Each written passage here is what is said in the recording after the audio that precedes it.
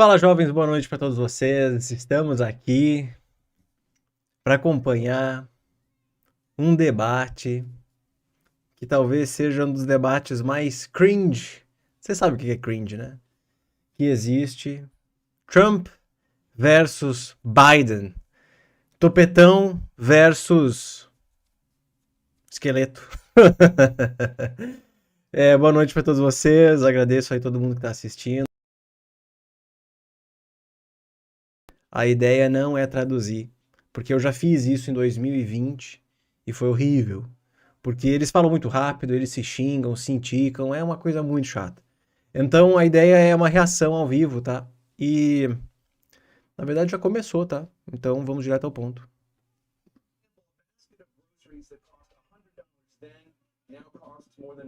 Pergunta sobre inflação, hein?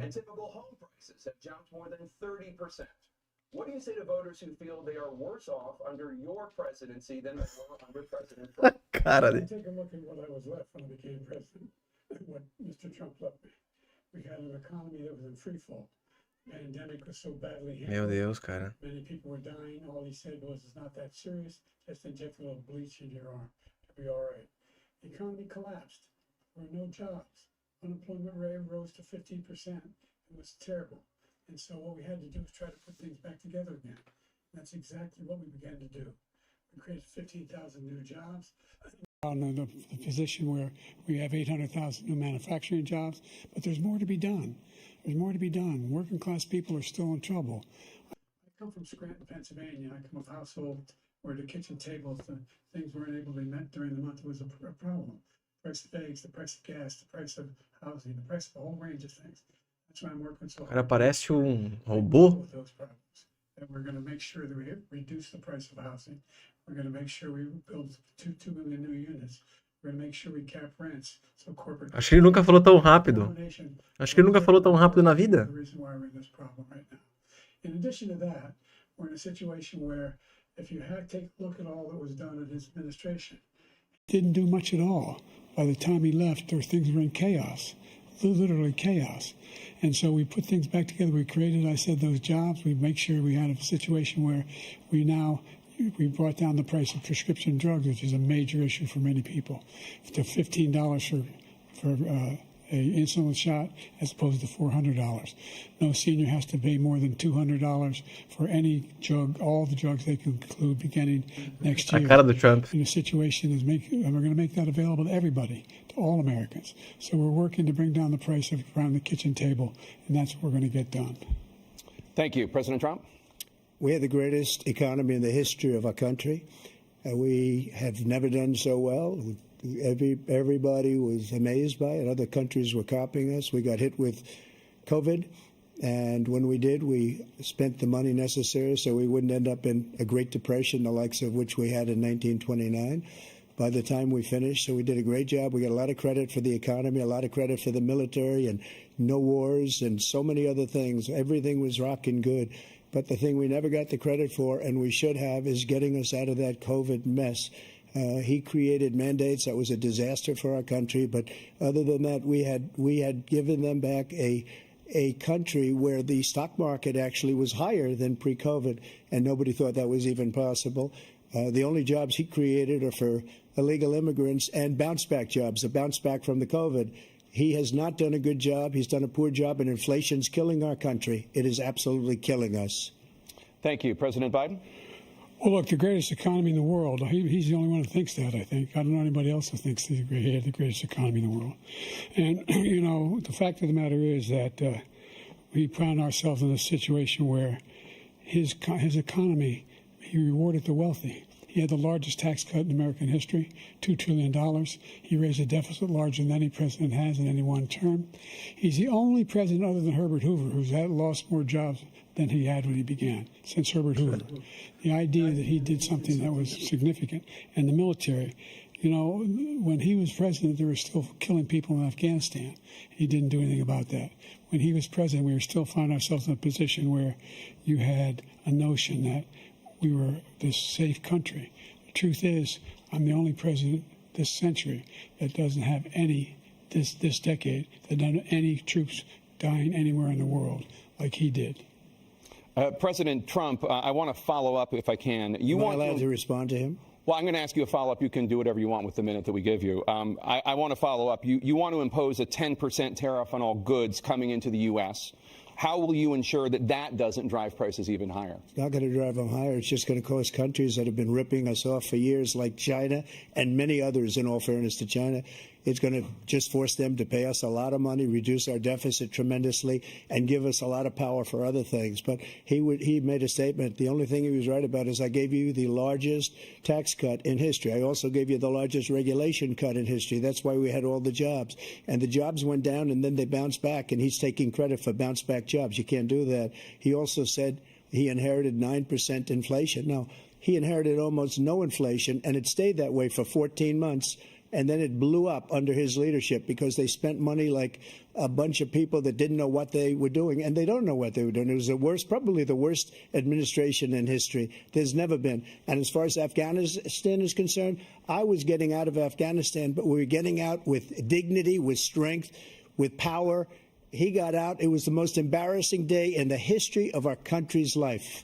President Trump, over the last 8 years, under both of your administrations, the national debt soared to record highs.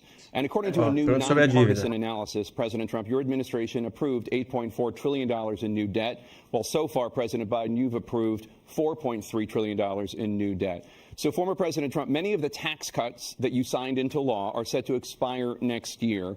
You want to extend them and go even further, you say. With the U.S. facing trillion-dollar deficits and record debt, why should top earners and corporations pay even less in taxes than they do now? Because the tax cuts spurred the greatest economy that we've ever seen just prior to COVID. And even after COVID, it was so strong that we were able to get through COVID much better than just about any other country. But we spurred, that tax spurred. Now, when we cut the taxes, as an example, the corporate tax was cut down to 21% from 39%, plus beyond that.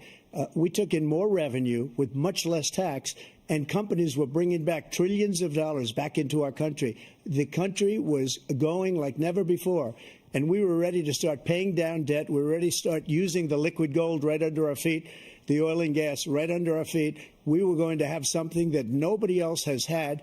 We got hit with COVID.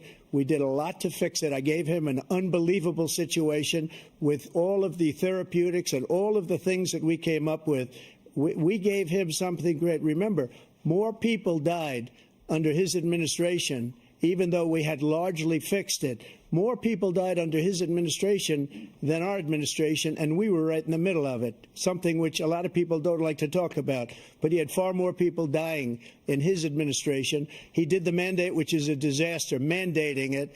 The vaccine went out. He did a mandate on the vaccine, which is the thing that people most objected to about the vaccine. And he did a very poor job, just a very poor job. And I will tell you, not only poor there, but throughout the entire world, we're no longer respected as a country. They don't respect our leadership. They don't respect the United States anymore. We're like a third world nation between weaponization of his election, trying to go after his political opponent. All of the things he's done, we've become like a third world nation, and it's a shame. The damage he's done to our country, and I'd love to ask him, and will, why he allowed millions of people to come in here from prisons, jails, and mental institutions to come into our country and destroy our country. President Trump, we will get to immigration later in this block. President Biden, I want to give you an opportunity to respond to this question about the national debt. He had the largest national debt of any president in a 4-year period, number one. Number two, that $2 trillion tax cut benefited the very wealthy. What I'm going to do is fix the tax system. For example, we have 1,000 trillionaires in America. Billionaires in America. And what's happening? They're in a situation where they, in fact, pay 8.2% in taxes. If they just paid 24%, 25%, either one of those numbers, they've raised $500 billion, I should say, in a 10-year period. We'd be able to wipe out his debt. We'd be able to help make sure that all those things we need to do, child care, elder care, making sure that we continue to strengthen our healthcare system, making sure that we're able to make every single... Dá pra ver que ele precisa se concentrar, assim, ele tá falando muito rápido, mais do que ultimamente. Dealing with everything we have to do with, look, if we finally beat Medicare, Thank you, President Biden. President Trump? That's right. He did beat Medicare. He beat it to death, and he's destroying Medicare because all of these people are coming in. They're putting them on Medicare. They're putting them on Social Security. They're going to destroy Social Security. This man is going to single-handedly destroy Social Security. These millions and millions of people Não tem como comparar. Não durou. Nós estamos aqui há 13 minutos. Deu 13 minutos, travou o sistema. So he was right in the way he finished that sentence, and it's a shame. What's happened to our country in the last 4 years is not to be believed. Foreign countries, I'm friends with a lot of people. They cannot believe what happened to the United States of America. We're no longer Ele tinha 2 minutos para falar, ele falou por uns 30 segundos e aí travou. They want and they think we're stupid. They think we're very stupid people. What we're doing for other countries and they do nothing for us. What this man has done is absolutely criminal. Thank you, President Trump. Dana? This is the first presidential election since the Supreme Court overturned Roe v. Wade. This morning, the court ruled on yet another abortion case, temporarily allowing emergency abortions to continue in Idaho, despite that state's restrictive ban. Former President Trump, you take credit for the decision to overturn Roe v. Wade, which returned the issue of abortion to the states. Correct. However, the federal government still plays a role in whether or not women have access to abortion pills. They're used in about 2/3 of all abortions. As president, would you block abortion medication? First of all, the Supreme Court just approved the abortion pill, and I agree with their decision to have done that, and I will not block it. And if you look at this whole question that you're asking, complex but not really complex. 51 years ago, you had Roe v. Wade, and everybody wanted to get it back to the states. Everybody, without exception. Democrats, Republicans, liberals, conservatives. Everybody wanted it back. Religious leaders. And what I did is I put 3 great Supreme Court justices on the court, and they happened to vote in favor of killing Roe v. Wade and moving it back to the states. This is something that everybody wanted. Now, 10 years ago or so, they started talking about how many weeks and how many this, and getting into other things. But every legal scholar throughout the world, the most respected, wanted it brought back to the states. I did that. Now the states are working it out. If you look at Ohio, it was a decision that was an end result that was a little bit more liberal than you would have thought. Kansas, I would say the same thing. Texas is different. Florida is different. But they're all making their own decisions right now. And right now, the states control it. That's the vote of the people. Like Ronald Reagan, I believe in the exceptions. I am a person that believes. And frankly, vocês citaram que tem outros canais fazendo tradução. Eu não vou fazer tradução, tá? A ideia não é essa. Eu quero acompanhar, eu quero reagir ao que está acontecendo. Rape, incest, and the life of the mother. I think it's very important. Some people don't follow your heart, but you have to get elected also, and because that has to do with other things. You got to get elected.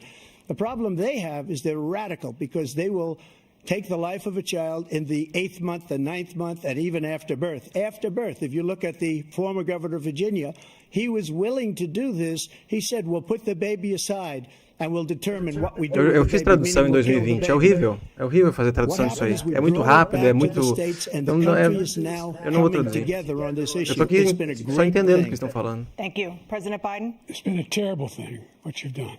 The fact is that the vast majority of constitutional scholars supported Roe when it was decided, supported Roe.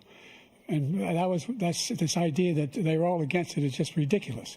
And this is the guy who says the state should be able to have it. We're in a state where in 6 weeks, you don't even know whether you're pregnant or not, but you cannot see a doctor, and have him decide on what your circumstances are, whether you need help. The idea that states are able to do this is a little like saying we're going to turn civil rights back to the states, let each state have a different rule. Look, there's so many young women who have been, including a young woman who just was murdered, and he went to the funeral. The idea that she was murdered by an immigrant coming in, they talk about that. But here's the deal. There's a lot of young women who are being raped by their in-laws, by their spouses, brothers and sisters, it's just ridiculous, and they can do nothing about it. And they try to arrest them when they cross state lines. Thank you. There have been many young women. Era uma pergunta sobre aborto, né? Eles estão falando sobre o aborto. We have a border that's the most dangerous place anywhere in the world, considered the most dangerous place anywhere in the world. And he opened it up, and these killers are coming into our country. And they are raping and killing E agora ele está ligando women. a história do aborto e estupro com os imigrantes que estão entrando nos Estados Unidos. In many cases, it's frankly a very liberal decision. In many cases, it's the opposite. But they're voting, and it's bringing it back to the vote of the people, which is what everybody wanted, including the founders, if they knew about this issue, which frankly they didn't. But they would have. Everybody wanted it brought back. Ronald Reagan wanted it brought back. He wasn't able to get it. Everybody wanted it brought back, and many presidents had tried to get it back. I was the one to do it. And again, this gives it the vote of the people, and that's where they wanted it. Every legal scholar wanted it that way. Staying on the topic of abortion, President Biden, 7 states, I'll let you do that. This is the same topic. 7 states have no legal restrictions on how far into a pregnancy a woman can obtain an abortion. Do you support any legal limits on how late a woman should be able to terminate a pregnancy? I support Roe v. Wade, which had 3 trimesters. The first time is between the woman and the doctor. Second time is between the doctor and an extreme situation. The third time is between the doctor, between the woman and the state. The idea that the politicians, that the founders wanted the politicians to be the ones making decisions about women's health is ridiculous. That's the last. No politician should be making that decision. A doctor should be making those decisions. That's how it should be run. That's what you're going to do. And if I'm elected, I'm going to restore Roe v. Wade. So that means he can take the life of the baby in the 9th month and even after birth, because some states, Democrat run, take it after birth. Again, the former governor of Virginia, put the baby down, then we decide what to do with it. So he's willing to, as we say, rip the baby out of the womb in the 9th month and kill the baby. Nobody wants that to happen, Democrat or Republican. Nobody wants it to happen. You're lying. That is simply not true. The Roe v. Wade does not provide for that. That's not the circumstance. Only if a woman's life is in danger, she's going to die. That's the only circumstance in which that can happen. But we are not for late-term abortion, period, period, period. Under Roe v. Wade, you have late-term abortion. You can do whatever you want, depending on the state. You can do whatever you want. We don't think that's a good thing. We think it's a radical thing. We think the Democrats are the radicals, not the Republicans. For 51 years, that was the law. 51 years, constitutional scholarship said it was the right way to go. 51 years, and it was taken away because this guy put very conservative members on the Supreme Court. He takes credit for taking it away. What's he going to do? What's he going to do, in fact, if the MAGA Republicans, he gets elected, and the MAGA Republicans control the Congress, and they pass a universal ban on abortion, period, across the board at 6 weeks or 7 or 8 or 10 weeks, something very, very conservative. Is he going to sign that bill? I'll veto it. He'll sign it. Thank you. Let's turn now to the issue of immigration and border security. President Biden, vai agora para imigração e controle da fronteira. On your watch. Overwhelming border states and overburdening cities such as New York and Chicago, and in some cases causing real safety and security concerns. Given that, why should voters trust you to solve this crisis? Because we worked very hard to get a bipartisan agreement that not only changed all of that, it made sure that we are in a situation where you had no circumstance where they could come across the border with the number of border police there are now. We significantly increased the number of asylum officers. By the way, the Border Patrol endorsed my position. In addition to that, we found ourselves in a situation where when he was president, he was separating babies from their mothers, putting them in cages, making sure the families were separated. That's not the right way to go. What I've done since I've changed the law, what's happened? I've changed it in a way that now you're in a situation where there are 40% fewer people coming across the border illegally. That's better than when he left office. And I'm going to continue to move until we get the total ban on the total initiative relative to what we're going to do with more Border Patrol and more asylum officers. President Trump? I really don't know what he said at the end of that sentence. I don't think he knows what he said either. Look, eu acho que ele não sabe o que ele falou. Estou falando sobre all he had to do was leave it. fronteira. All he had to do was leave it. He decided to open up our border, open up our country to people that are from prisons, people that are from mental institutions, insane asylum. terrorists. We have the largest number of terrorists coming into our country right now, all terrorists, all over the world, not just in South America, all over the world. They come from the Middle East, everywhere. All over the world, they're pouring in. And this guy just left it open. And he didn't need legislation because I didn't have legislation. I said, close the border. We had the safest border in history. In that final couple of months of my presidency, we had, according to Border Patrol, who is great, and by the way, who endorsed me for president, but I won't say that, but they endorsed me for president. Brandon, just speak to him. But look, we had the safest border in history. Now we have the worst border in history. There's never been anything like it. And people are dying all over the place, including the people that are coming up in caravans. Thank you, President Trump. President Biden? The only terrorist who's done anything crossing the border is one who came along and killed three, under his administration, killed an Al-Qaeda person come in his administration, killed three American soldiers. That's the only terrorist that's there.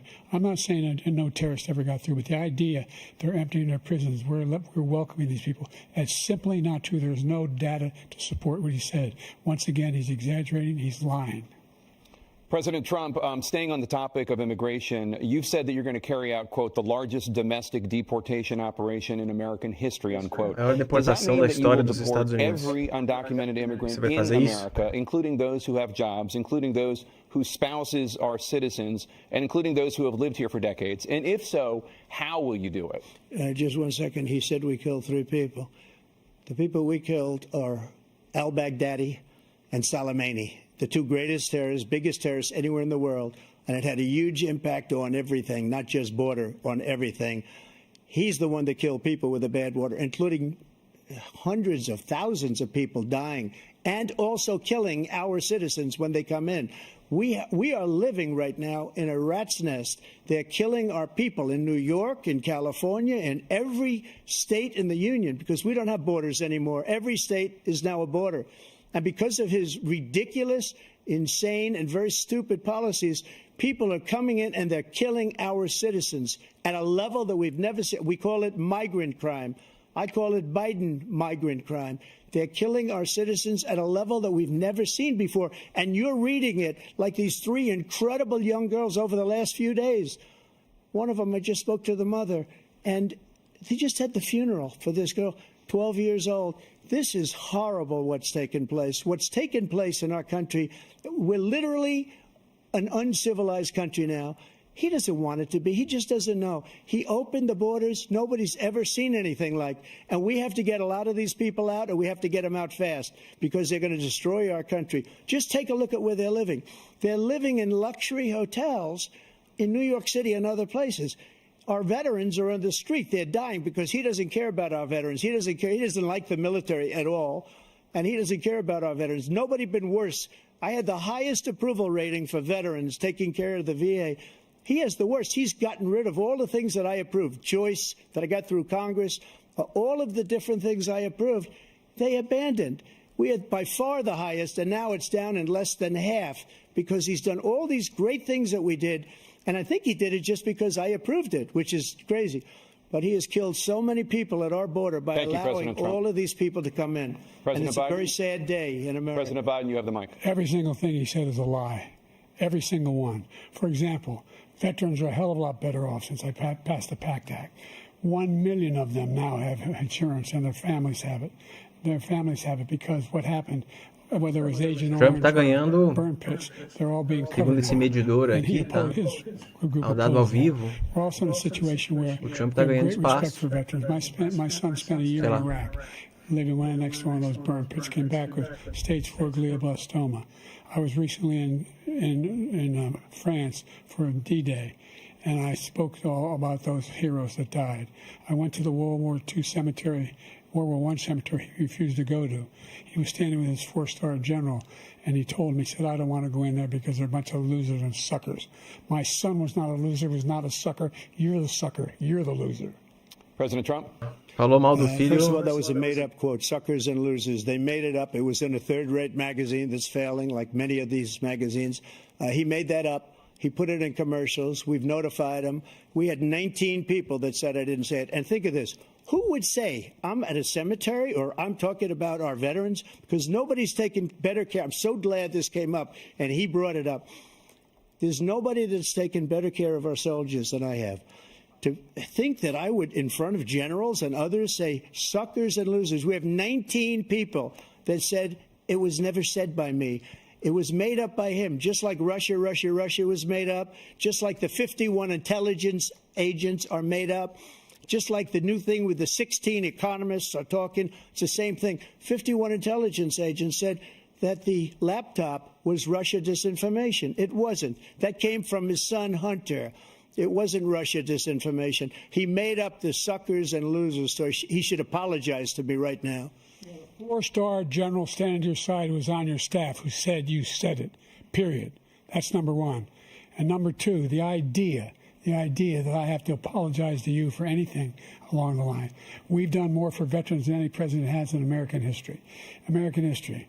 And they now are in their family. The only sacred obligation we have as a country is to care for our veterans when they come home and their families and equip them when they go to war. That's what we're doing. That's what the VA is doing now. They're doing more for veterans than ever before in our history. All right, thank you so much. Let's move to the topic of foreign policy. I want to begin with Russia's war against Ukraine, which is now in its third year. Former President Trump, Russian President Vladimir Putin says he'll only end this war if Russia keeps the Ukrainian territory it has already claimed and Ukraine abandons Agora é falar sobre a guerra da its Ucrânia, bid terceiro to ano join acontecendo. NATO. Are Putin's terms acceptable to you? First of all, our veterans and our soldiers can't stand this guy. They can't stand him. They think he's the worst commander-in-chief, if that's what you call him, that we've ever had. They can't stand him. So let's get that straight. And they like me more than just about any of them. And that's based on every single bit of information. As far as Russia and Ukraine, if we had a real president, a president that knew, that was respected by Putin, he would have never invaded Ukraine. A lot of people are dead right now, much more than people know. You know, they talk about numbers. You can double those numbers, maybe triple those numbers. He did nothing to stop it. In fact, I think he encouraged Russia from going in.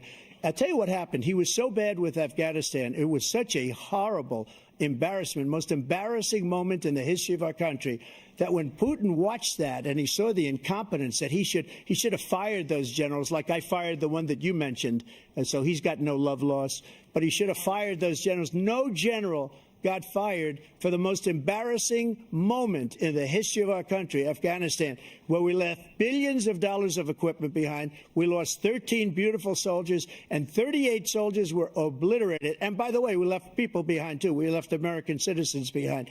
When Putin saw that, he said, you know what? I think we're going to go in and maybe take this was his dream. I talked to him about it, his dream. The difference is he never would have invaded Ukraine, never. Just like Israel would have never been invaded in a million years by Hamas. You know why? Because Iran was broke with me. I wouldn't let anybody do business with them. They ran out of money. They were broke. They had no money for Hamas. They had no money for anything. No money for terror. That's why you had no terror at all during my administration. This place, the whole world is blowing up under him. President Biden? I've never heard so much malarkey in my whole life. Look, the fact of the matter is that we're in a situation where, let's take the last point first. Iran attacked American troops, caused brain damage for a number of these troops, and he did nothing about it. Recently, not when he was president. They attacked. He said they're just having headaches. That's all it is. He didn't do a thing when the attack took place, number one. Number two, we got over 100,000 Americans and others out of Afghanistan during that airlift. Number three, we found ourselves in a situation where, if you take a look at what Trump did in Ukraine, this guy told Trump, do whatever you want, and do whatever you want. And that's exactly what Trump did to Putin, encourage him, do whatever you want. And he went in. And listen to what he said when he went in. He was going to take Kyiv in 5 days, remember? Because it's part of the old Soviet Union. That's what he wanted to reestablish. Kyiv. And he, in fact, didn't do it at all. He wasn't able to get it done. And they've lost thousands and thousands of troops, 500,000 troops. President Trump, I never said that. For 1 minute, I just want to go back to my original question, which is, are Putin's terms acceptable to you? Keeping the territory in Ukraine? No, they're not acceptable. But look, This is a war that never should have started. If we had a leader in this war, he led everybody along. He's given $200 billion now or more to Ukraine. He's given $200 billion. That's a lot of money. I don't think there's ever been anything like it. Every time that Zelensky comes to this country, he walks away with $60 billion. He's the greatest salesman ever. And I'm not knocking him. I'm not knocking anything. I'm only saying the money that we're spending on this war, and we shouldn't be spending, it should have never happened. I will have that war settled between Putin and Zelensky as president-elect before I take office on January 20th. I'll have that war settled. People being killed so needlessly, so stupidly, and I will get it settled, and I'll get it settled fast before I take office. Está dizendo que vai acabar com a guerra You have a minute. na Ucrânia. The fact is that Putin is a war criminal. He's killed thousands and thousands of people. And he has made one thing clear. He wants to reestablish what was part of the Soviet Empire, not just a piece. He wants all of Ukraine. That's what he wants. And then you think he'll stop there? Do you think he'll stop when if he takes Ukraine? What do you think happens to Poland? What do you think of Belarus? What do you think happens to those NATO countries? And so if you want a war, you ought to find out what he's going to do, because if in fact he does what he says and walks away, and by the way, all that money we give Ukraine are from weapons we make here in the United States. We give them the weapons, not the money at this point. And our NATO allies have produced as much funding for Ukraine as we have. That's why we're strong. Thank you. Moving on to the Middle East. In October, Hamas attacked Israel, killing more than 1,000 people and taking hundreds of hostages. Among those held and thought to still be alive are 5 Americans. Israel's response has killed thousands of Palestinians and created a humanitarian crisis in Gaza. President Biden, you've put forward a proposal to resolve this conflict, but so far Hamas has not released the remaining hostages, and Israel is continuing its military offensive in Gaza. So what additional leverage will you use to get Hamas and Israel to end the war? You have 2 minutes. Number one. Acabar a guerra entre Israel e Hamas. O que ele faria? Security Council, straight through to the G7, to the Israelis, and Netanyahu himself have endorsed the plan I put forward. Which has 3 stages to it. The first stage is trade the hostages for a ceasefire. Second phase is a ceasefire with additional conditions. The third phase is the end of the war. The only one who wants the war to continue is Hamas. Number one, they're the only ones standing out. We're still pushing hard to get them to accept. In the meantime, what's happened? In Israel, we're finding that the only thing I've denied Israel was 2,000-pound bombs. They don't work very well in populated areas. They kill a lot of innocent people. We're providing Israel with all the weapons they need and when they need them. And by the way, I'm the guy that organized the world against Iran when they had a full-blown intercontinental ballistic missile attack on Israel. No one was hurt. No one Israeli was accidentally killed, and it just stopped. We saved Israel. We are the biggest producer of support for Israel of anyone in the world. And so there are 2 different things. Hamas cannot be allowed to be continued. We continue to send our experts and our intelligence people as to how they can get Hamas like we did bin Laden. You don't have to do it. And by the way, they've been greatly weakened, Hamas, greatly weakened, and they should be. They should be eliminated. But you've got to be careful for using certain weapons among population centers. Just going back to Ukraine for 1 second. We have an ocean separating us. The European nations together have spent $100 billion, or maybe more than that, less than us. Why doesn't he call them and say, you got to put up your money like I did with NATO? I got them to put up hundreds of billions of dollars. The Secretary General of NATO said Trump did the most incredible job I've ever seen. They wouldn't have any. They were going out of business. We were spending almost 100% of the money was paid by us. He didn't do that.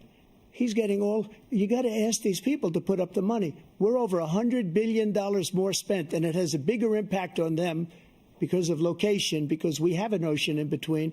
You got to ask them. As far as Israel and Hamas, Israel's the one that wants to go. He said the only one who wants to keep going is Hamas. Actually, Israel is the one, and you should let him go and let him finish the job. He doesn't want to do it. He's become like a Palestinian.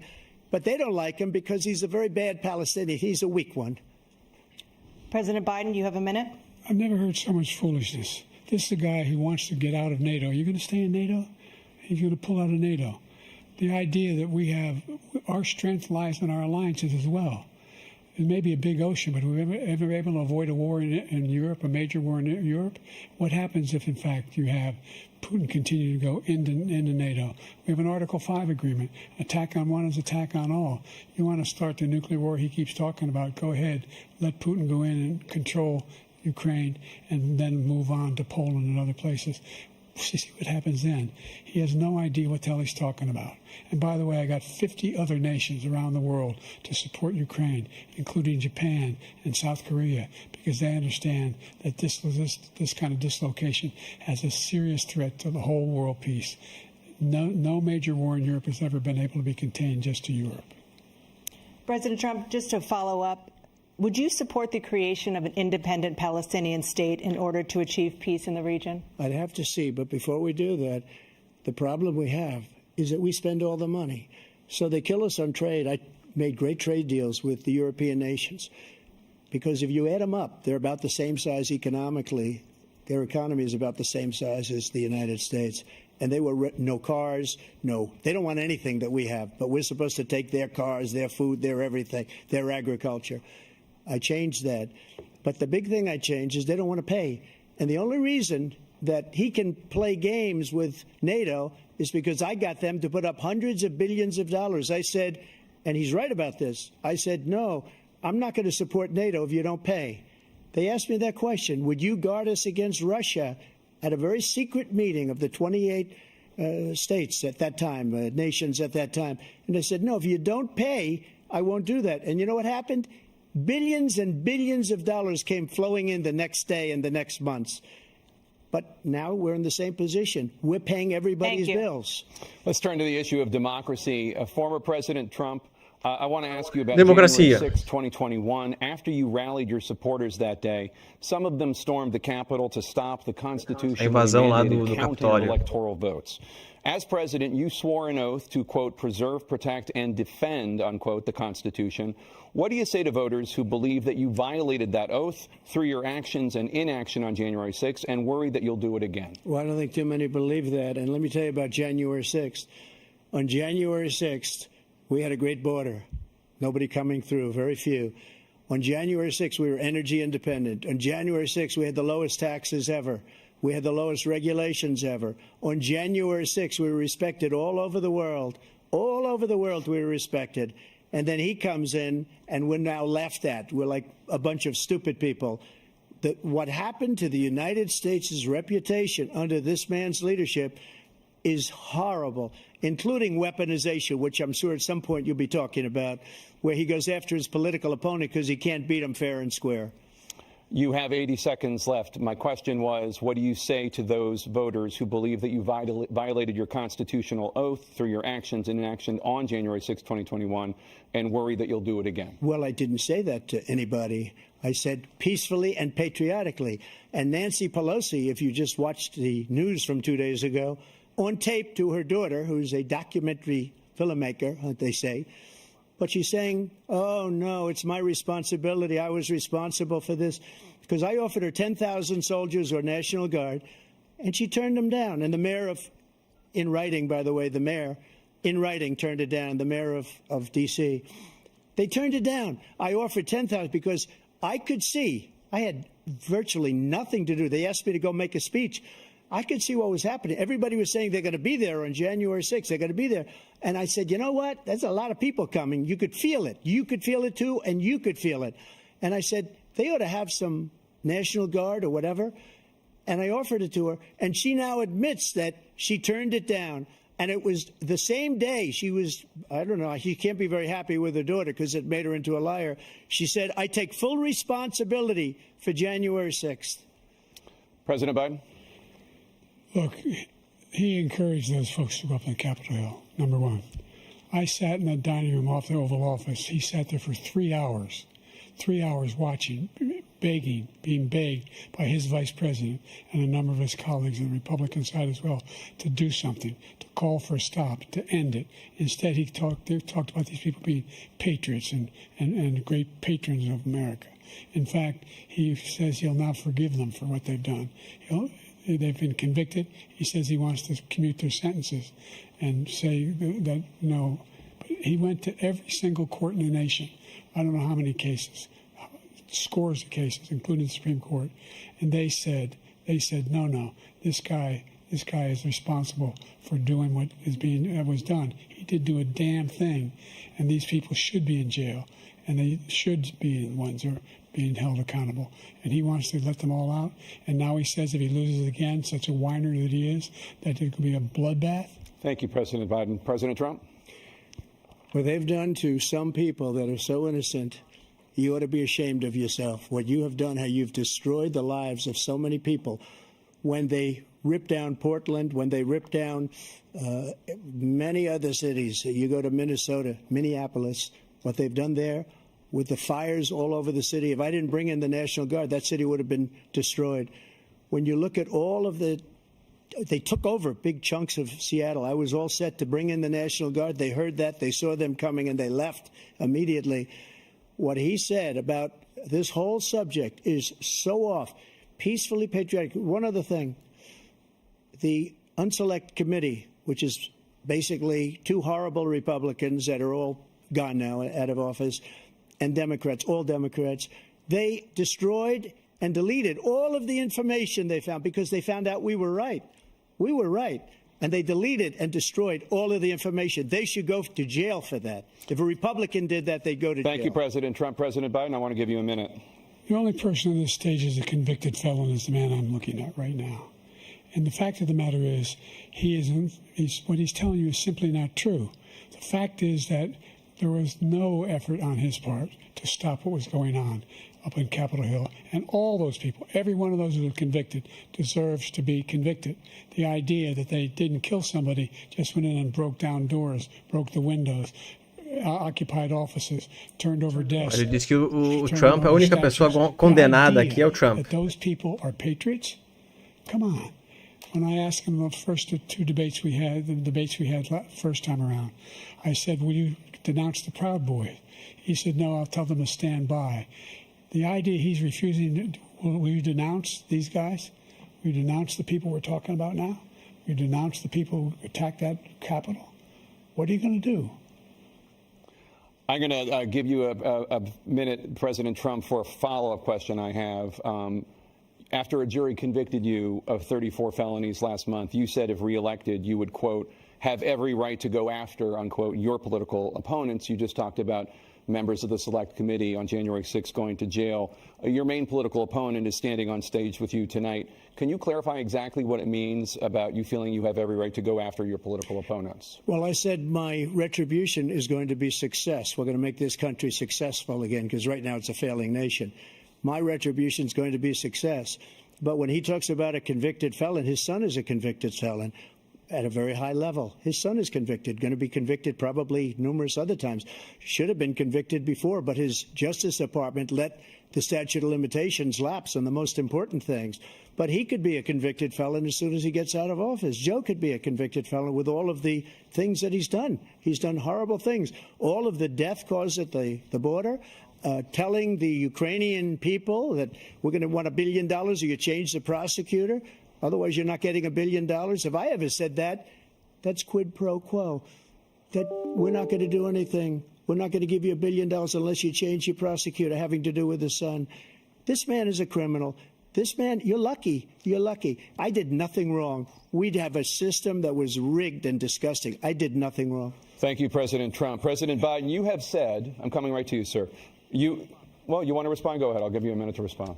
The idea that I did anything wrong relative to what you're talking about is outrageous. It's simply a lie, number one. Number two, the idea that you have a right to seek retribution against any American just because you're president is wrong. It's simply wrong. No president's ever spoken like that before. No president in our history has spoken like that before. Number three, the crimes that you are still charged with, and think of all the civil penalties you have. How many billions of dollars do you owe in civil penalties for molesting a woman in public, for doing a whole range of things, of having sex with a porn star on the night while your wife was pregnant?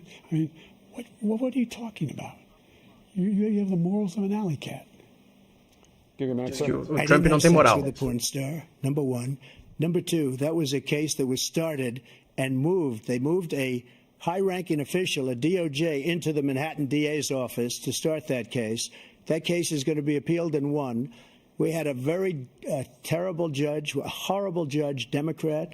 The prosecutor were all high-ranking Democrats, appointed people, and both the civil and the criminal.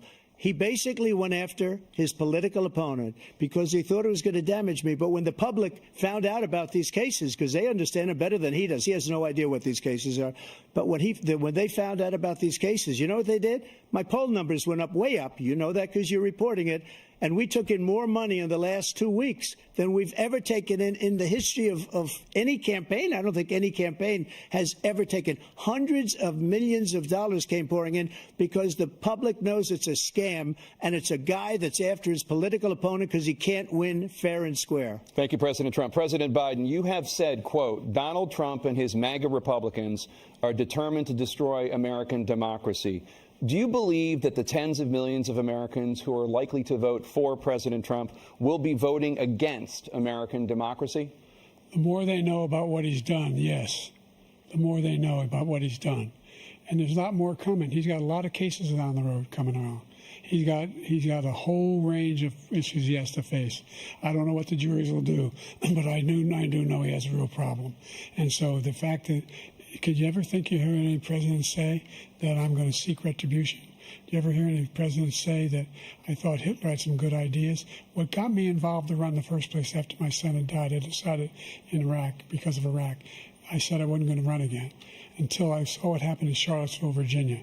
People coming out of the woods carrying swastikas on torches, and singing the same anti-Semitic bile they sang when back in Germany, and the young woman got killed. I spoke to the mother, and they asked him. They said, "What do you think of those people? The ones who got killed, the one who tried to stop it, and the ones," he said, "I think they're fine people on both sides." What American president would ever say Nazis coming out of fields carrying torches, singing the same anti-Semitic bile, carrying swastikas were fine people? This is a guy who says Hitler's done some good things. I'd like to know what they are. The good things Hitler's done, that's what he said. This guy has no sense of American democracy. President Trump. Jake, both of you know that story has been totally wiped out because when you see the sentence, it said 100% exoneration on that. So he just keeps it going. He says he ran because of Charlottesville. He didn't run because of Charlottesville. He ran because it was his last chance. He's not equipped to be president. You know it, and I know it. It's ridiculous. We have a debate. We're trying to justify his presidency. His presidency is, without question, the worst presidency in the history of our country.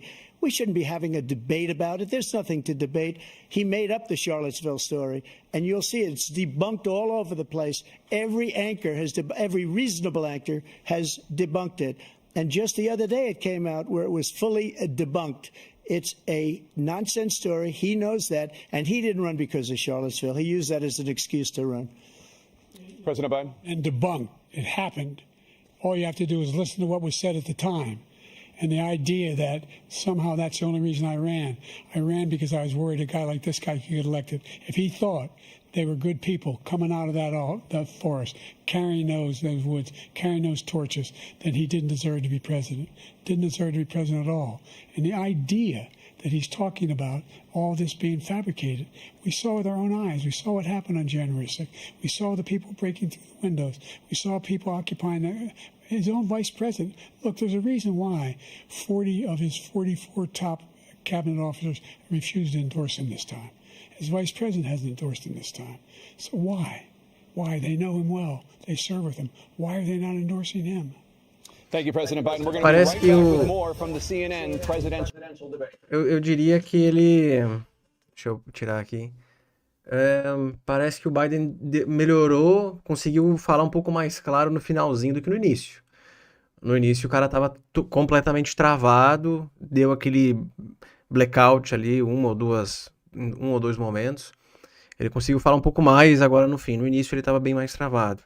Mas é aquela coisa, né? A gente tá vendo aqui os dois falarem sobre um se defendendo, ou depois ataca o outro. Por isso que eu não fiz tradução, tá?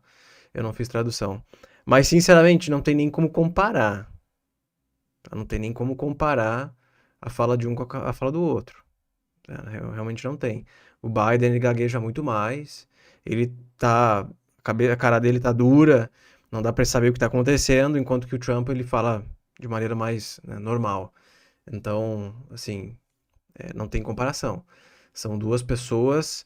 O Biden tá com 80 e poucos, o Trump tá com quase 80, não é uma coisa assim? Mas a diferença em conseguir falar, se expressar, explicar, fazer com que a pessoa entenda o que ele está dizendo, a diferença é grande, tá? Agora, quando eles falam ali, por exemplo, de dados, a minha economia nunca foi tão boa comigo, e muita coisa, o Trump ele deixa sempre muito aberto, né? Você não consegue saber exatamente se aquelas informações elas são verdadeiras. E um acusa um de uma coisa, o outro acusa o outro de outra.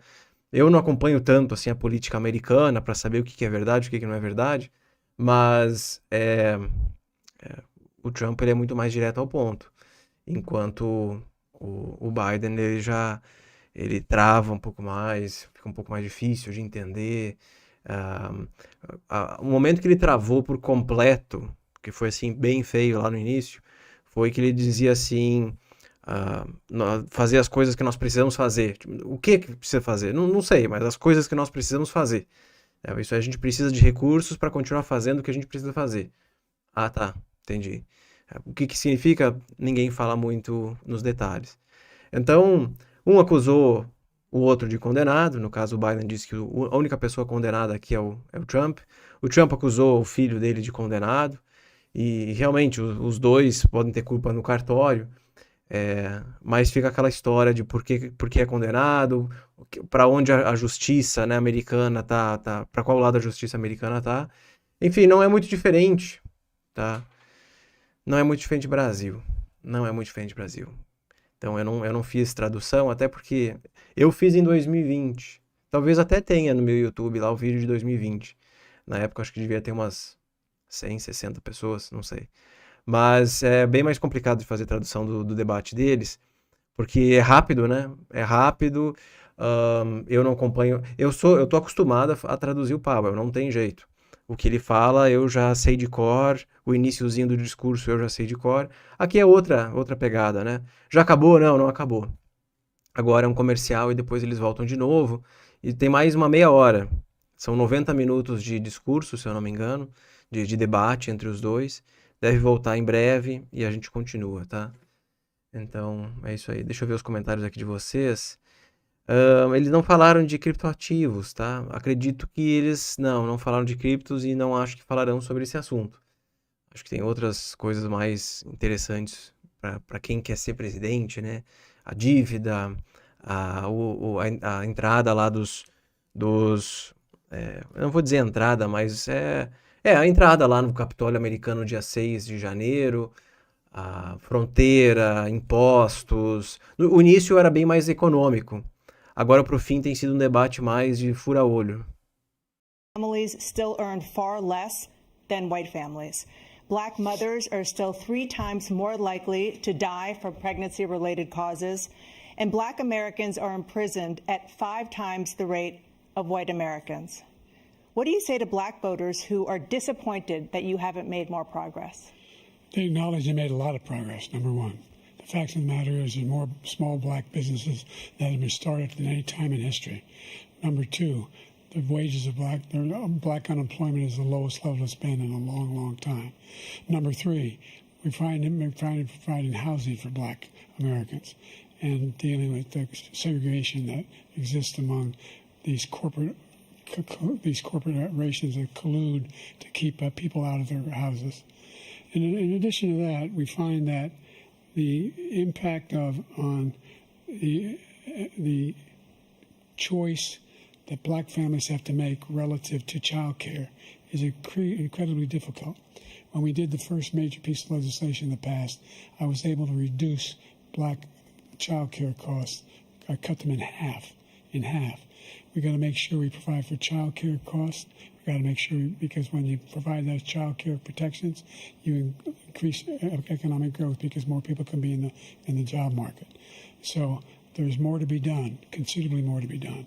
But we've done a great deal so far, and I'm not letting up, and they know it. You have 49 seconds left. What do you say to black voters who are disappointed with the Ele tem 2 minutos para falar, mas ele termina sempre antes. Inflation is still hurting them badly. For example, I provided for the idea that any black family first-time home buyer should get a $10,000 tax credit to be able to buy their first home so they can get started.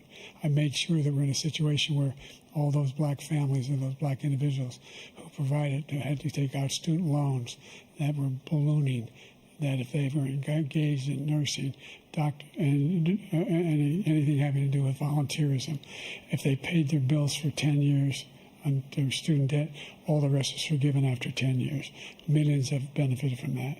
And we're going to do a whole lot more for black families. Thank you, President Trump. And he caused the inflation. He's blaming inflation, and he's right, it's been very bad. He caused the inflation, and it's killing black families and Hispanic families and just about everybody. It's killing people. They can't buy groceries anymore. They can't. You look at the cost of food where it's doubled and tripled and quadrupled. They can't live. They're not living anymore. He caused this inflation. O assunto inflação é muito importante, depois eu explico por quê. Essentially no inflation. It was perfect. It was so good. All he had to do is leave it alone. He destroyed it with his Green New Scam and all this money that's being thrown out the window. He caused inflation. As sure as you're sitting there, the fact is that his big kill on the black people is the millions of people that he's allowed to come in through the border. They're taking black jobs now, and it could be 18, it could be 19, and even 20 million people. They're taking black jobs, and they're taking Hispanic jobs, and you haven't seen it yet, but you're going to see something that's going to be the worst in our history. Thank you. President Biden? There was no inflation when I became president. You know why? The economy was flat on its back. 15% unemployment. He decimated the economy, absolutely decimated the economy. That's why there was no inflation at the time. There were no jobs. We provided thousands of millions of jobs for individuals who are in all communities, including minority communities. We made sure that they have health insurance. We have covered, the ACA has increased. I made sure that they're $8,000 per person in a family to get written off for health care. But this guy wants to eliminate that. They've tried 50 times. He wants to get rid of the ACA again, and they're going to try again if they win. You find ourselves in a position where the idea that we're not doing anything, we put more police on the street than any administration has. He wants to cut the cops. We're providing for equity and making sure people have a shot to make it. There's a lot going on, but in inflation, he caused it by his tremendous malfeasance in the way he handled the pandemic. Thank you. Another persistent challenge is the climate crisis. 2023 was the hottest year in recorded history, and communities across the country are confronting the devastating effects of extreme heat, intensifying wildfires, stronger hurricanes, and rising sea levels. Former President Trump, you've vowed to end your opponent's climate initiatives, but will you take any action as president to slow the climate crisis? Well, let me just go back to what he said about the police, how close the police are to him. Almost every police group in the nation from every state is supporting Donald J. Trump. Almost every police group. And what he's done to the black population. O Biden tinha falado antes que quando ele tomou posse não tinha inflação, mas isso não é... É que inflação naquele período, a performance da economia no período ali de 2020 para 2021 era muito complicado de avaliar. Não tem o que fazer. A pandemia foi complicada. Agora, hoje a inflação americana dificilmente está voltando para 2, né? Tem uma certa dificuldade. O excesso de gasto do governo dificulta muito isso. Mas fica mais fácil de falar sobre esse assunto quando você culpa o outro por um problema causado por uma He came to me with the idea. It was a great idea. It's one of the most successful economic development acts ever in the country, opportunity zones. And the biggest beneficiary are blacks. And that's why we have the best numbers with them in maybe ever. They're saying ever. I read this morning where ever, the best numbers. He's lost much of the black population because he's done a horrible job for black people. He's also done a horrible job for Hispanics. But wait till you see these millions of people pouring into our country, and they're going to take the jobs, and it's already started, and you haven't seen anything yet. It's a disaster. 38 seconds left. President Trump, will you take any action as president to slow the climate crisis? So I want absolutely immaculate clean water, and I want absolutely clean air, and we had it. We had H2O. We had the best numbers ever, and we were using all forms of energy, all forms, everything. And yet, during my 4 years, I had the best environmental numbers ever. And my top environmental people gave me Quando ele fala que nós tínhamos o melhor environment da história, eu não sei como é que esses dados, de onde ele tira isso, realmente eu não sei. Então fica aquela coisa no ar, assim. No meu governo era o melhor governo da história. Ah, e daí? Como assim? We find ourselves, and by the way, black colleges. I came up with $15 billion for HBCUs, historic black universities and colleges, because they don't have the kind of contributors that they have to build these laboratories and the like. Any black student is capable in college of doing any white student can do. They just don't have the money, but now they'll be able to get those jobs in high tech. We're in a situation where the idea that he is claiming to have done something that had the cleanest water, he hadn't done a damn thing for the environment. He pulled out of the Paris Peace Accord, Climate Accord.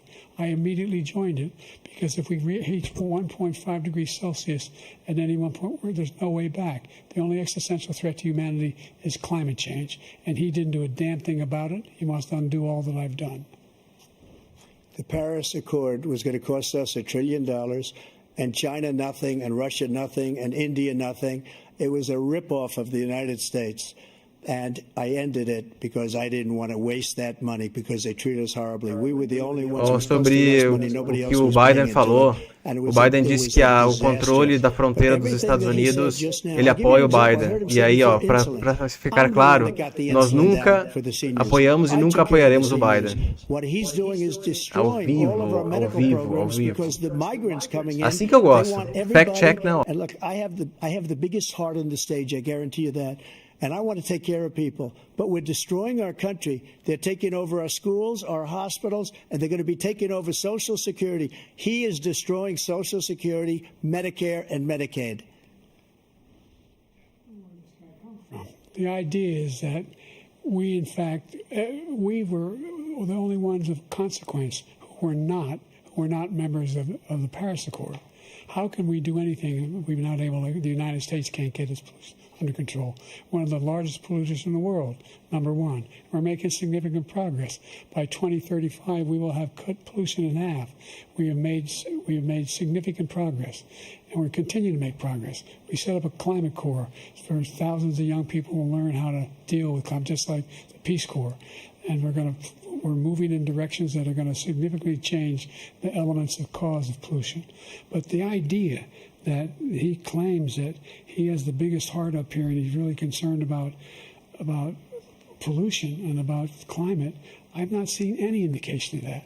And by the way, with regard to prescription drugs, one company agreed that they would reduce the price to $35, which I was calling for, one, voluntarily. I made sure every company in the world, every pharmaceutical company, cannot have to pay. Thank you. And by the way, so every day, millions of Americans struggle just to make ends meet. For many older Americans, Social Security provides a critical lifeline. President Biden, if nothing is done to Social Security, seniors will see their benefits cut in just over 10 years. Will you name tonight one specific step that you're willing to take to keep Social Security solvent? Yes, make the very wealthy begin to pay their fair share. Right now, everybody making under $170,000 pays 6% of their income, of their paycheck, every single time they get a paycheck from the time the first one they get when they're 18 years old. The idea that they're going to, I'm proposing that everybody, the millionaires pay 1%. 1%. So no one I would not raise the cost of Social Security for anybody under $400,000. After that, I began to make the wealthy begin to pay their fair share by increasing from 1% beyond to be able to guarantee the program for life.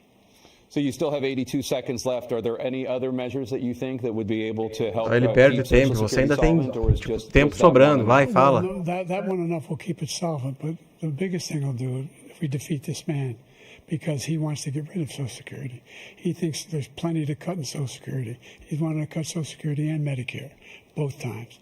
And if you look at the program put forward by the House Republican caucus that he, I believe, supports, is in fact want to cut it as well. The idea that we don't need to protect our seniors is ridiculous. And by the way, the American public has greater health care coverage today than ever before. And on the ACA, as I said, you're in a circumstance where 400,000 people, 40 million people would not have insurance because they have a pre-existing condition. Only thing that allows them to have that insurance is the fact that they, in fact, are part of the ACA.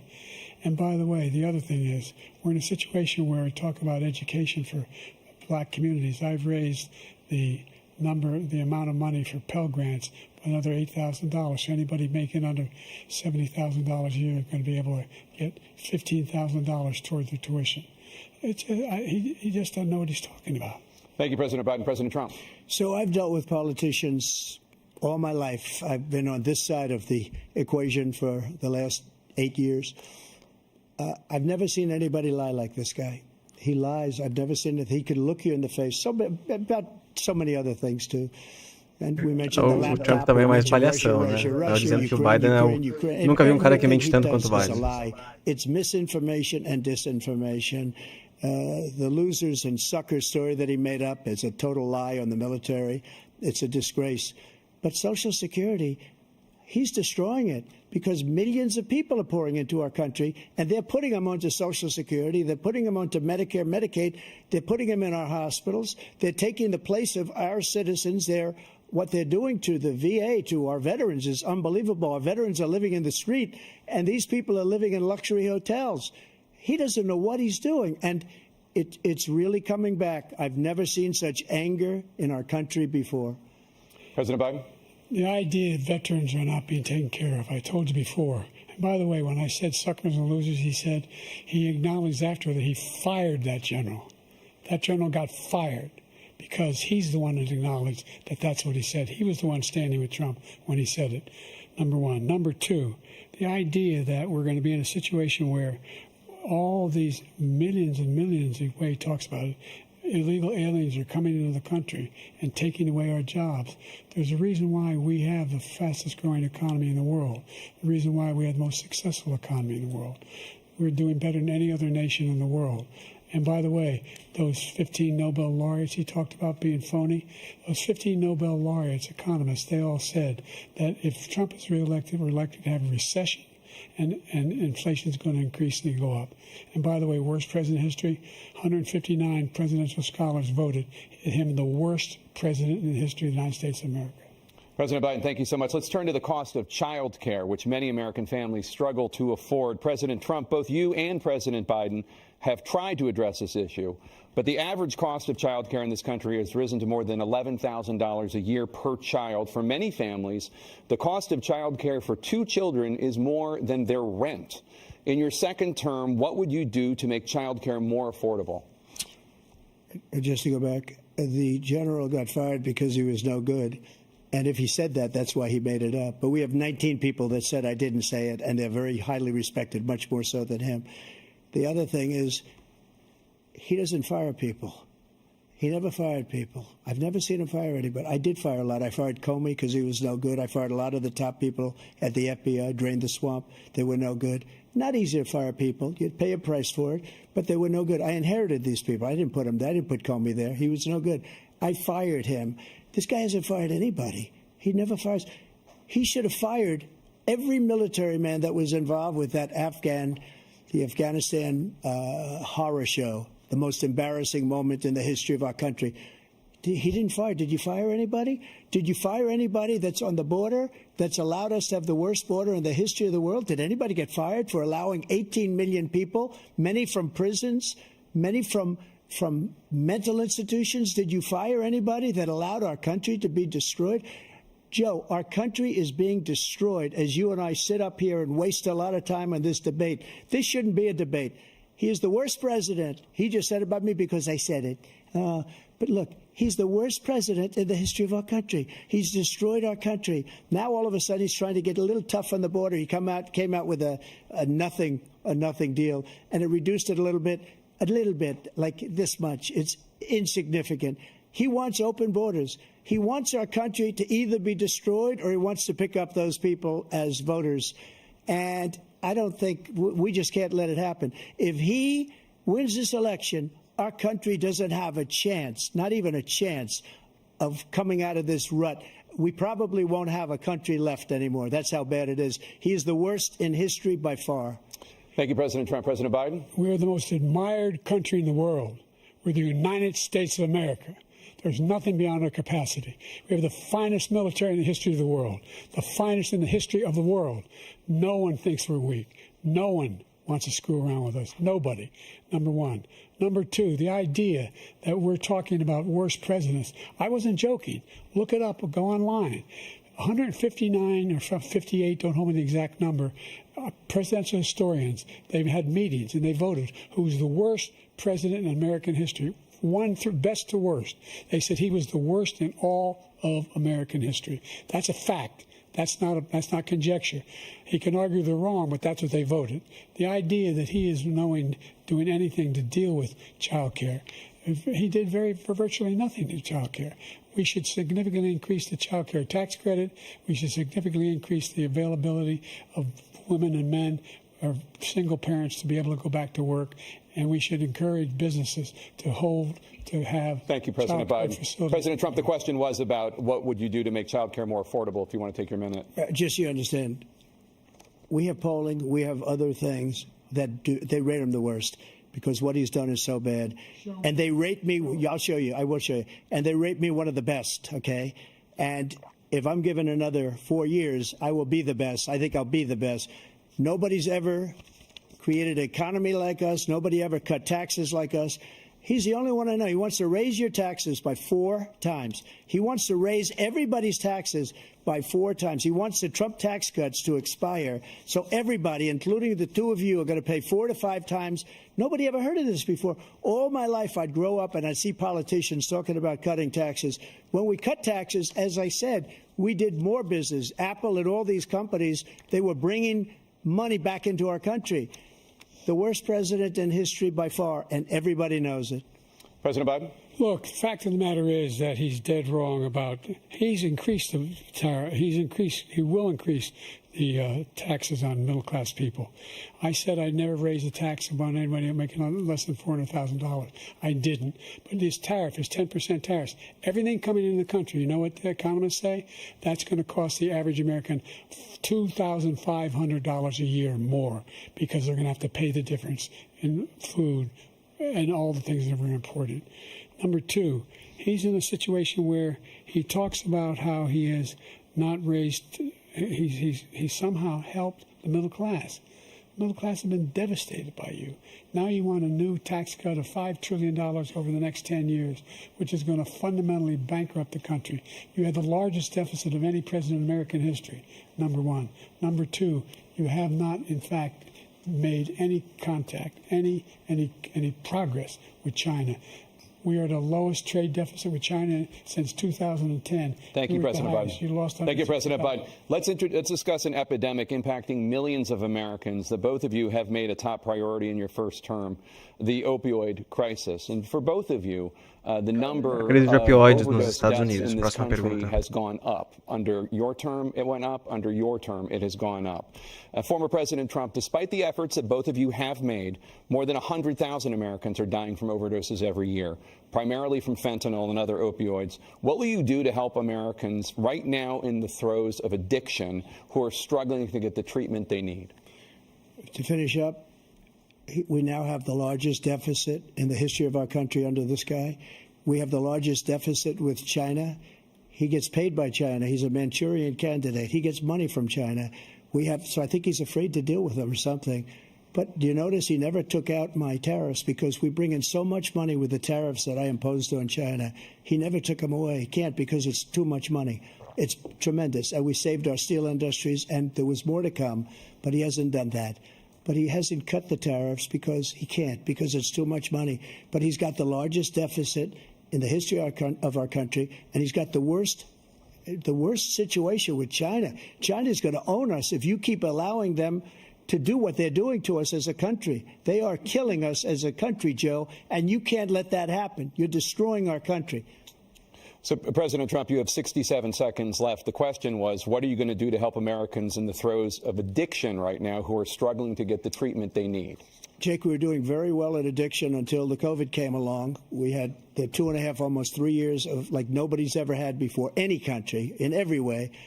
And then we had to get tough. And it was the drugs pouring across the border it started to increase. We got great equipment. We bought the certain dog that's the most incredible thing that you've ever seen, the way they can spot it. We did a lot, and we were getting very low numbers, very, very low numbers. Then he came along. The numbers, have you seen the numbers now? It's not only the 18 million people that I believe is even low because the gotaways, they don't even talk about gotaways. But the numbers of the amount of drugs and human trafficking in women coming across our border, the worst thing I've ever seen, at numbers that nobody's ever seen under him because the border's so bad. But the number of drugs coming across our border now is the largest we've ever had by far. President Trump, thank you. President Biden? Fentanyl and the byproducts of fentanyl went down for a while. And I wanted to make sure we use the machinery that can detect fentanyl, these big machines that roll over everything that comes across the border. And it costs a lot of money. That was part of this deal we put together, this bipartisan deal. More fentanyl machines, more be able to detect drugs, more numbers of agents, more numbers of all the people at the border. And when we had that deal done, he called his Republican colleagues and said, don't do it. It's going to hurt me politically. No, he never argued it's not a good bill. It's a really good bill. We need those machines. We need those machines. And we're coming down very hard in every country in Asia in terms of precursors for fentanyl. And Mexico is working with us to make sure they don't have the technology to be able to put it together. That's what we have to do. We need those machines. Thank you, President Biden. President Trump, and again, the question is about Americans in the throes of addiction right now struggling to get the treatment they need. Well, this does pertain to it. He ended Remain in Mexico. He ended catch and release. I made it catch and release in Mexico, not catch and release here. We had so many things that we had done, hard negotiations with Mexico, and I got it all for nothing. It's just like when you have a hostage. We always pay $6 billion for a hostage. Every time we say it's a hostage. Now we have a hostage, a Wall Street Journal reporter, I think a good guy, and he's over there because Putin is laughing at this guy, probably asking for billions of dollars for the reporter. I will have him out very quickly as soon as I take office. Before I take office, I said by literally as soon as I win the election, I will have that reporter out. He should have had him out a long time ago, but Putin's probably asking for billions and billions of dollars because this guy pays it every time. We had 2 cases where we paid $6 billion for 5 people. I got 58 people out, and I paid essentially nothing. Thank you, President Trump. Dana? Let's turn to concerns that voters have about each of you. President Biden, you would be 86 at the end of your second term. Ele vai ser 86 no segundo termo, no fim do segundo termo, se ele entrar, né? Como você vai aguentar seu trabalho, né? Being the youngest person in politics, I was the second youngest person ever elected to the United States Senate, and now I'm the oldest. This guy's 3 years younger and a lot less competent. I think that this o Trump é só 3 anos mais novo. Turned around the horrible situation he left me. As I said, 15 million new jobs, 800,000 manufacturing jobs, more investment in America, over billions of dollars in private investment in enterprises that we are growing. By the way, we brought an awful lot of people. Well, the whole idea of computer chips. We used to have 40% of the market. We invented those chips, and we lost it because he was sending people to find the cheapest jobs overseas and to bring home a product. So I went to South Korea. I convinced Samsung to invest billions of dollars here in the United States. And guess what? Those fabs, they call to build these chips, those fabs pay over $100,000. You don't need a college degree for them. And there's billions, about $40 billion already being invested and being built right now in the United States, creating significant jobs for Americans from all over the world. President Biden, you have 40 seconds left. Would you like to add anything? Yeah, I would. The idea that somehow we are this failing country. I never heard a president talk like this before. We're the envy of the world. Name me a single major country president who wouldn't trade places with the United States of America for all our problems and all our opportunities. We're the most progressive country in the world in getting things done. We're the strongest country in the world. We're a country in the world who keeps our word, and everybody trusts us. All of our allies and those who he coddles up to, from Kim Jong-un, who he sends love letters to, and Putin, etc. They don't want to screw around with us. Thank you. Former President Trump, to follow up, you would be 82 at the end of your second term. What do you say to voters who have concerns about your capabilities to serve? Well, I took 2 tests, cognitive tests. I aced them, both of them, as you know. We made it public. He took none. I'd like to see him take one, just one, a real easy one. Like go through the first 5 questions. He couldn't do it. But I took 2 cognitive tests. I took physical exams every year. And, you know, we knock on wood wherever we may have wood, that I'm in very good health. I just won 2 club championships, not even senior, 2 regular club championships. To do that, you have to be quite smart, and you have to be able to hit the ball a long way. And I do it. He doesn't do it. He can't hit a ball 50 yards. He challenged me to a golf match. He can't hit a ball 50 yards.